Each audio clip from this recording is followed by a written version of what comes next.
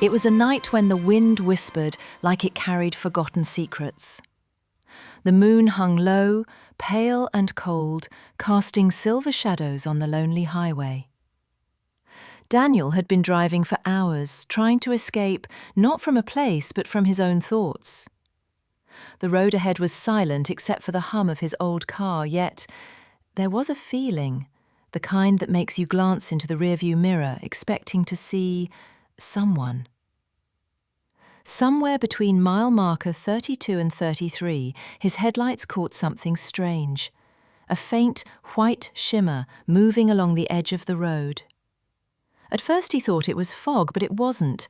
It looked almost human. His hands tightened on the steering wheel.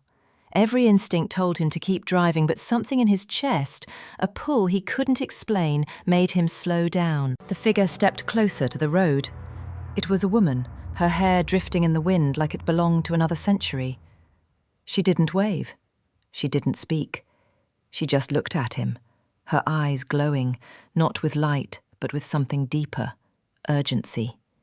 Daniel rolled down the window, his voice trembling as he called out, "Are you all right?" She didn't answer.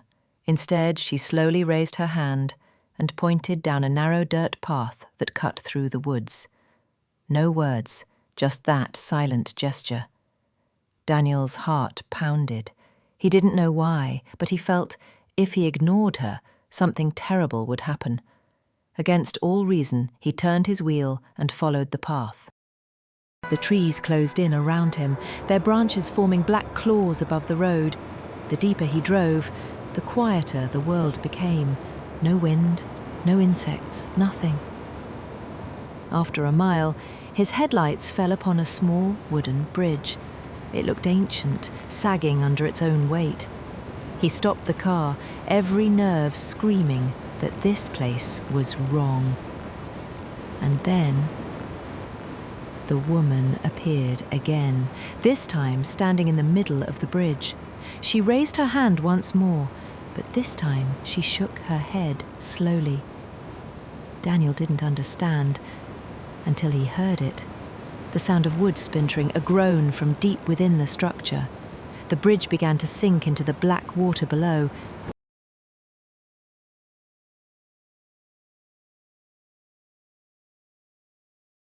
Daniel's breath caught in his chest. The bridge moaned again, a deep, aching sound, before a loud crack split the silence. One of the wooden beams snapped, sending shards into the black water. If he had driven forward, he would have been gone. The woman didn't move. She simply stood there, her eyes locked on his as if making sure he understood.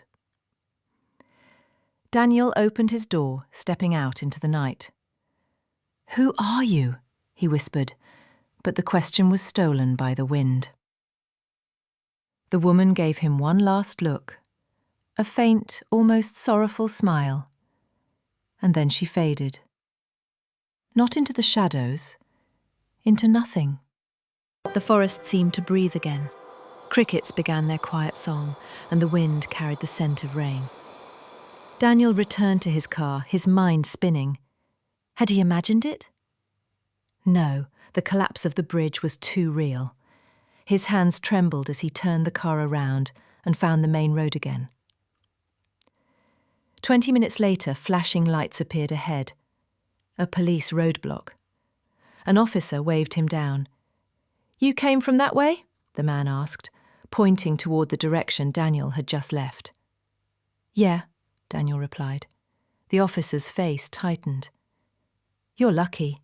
That bridge collapsed tonight. Locals say it's cursed. People have died there." Daniel's voice was low. "Someone warned me. A woman."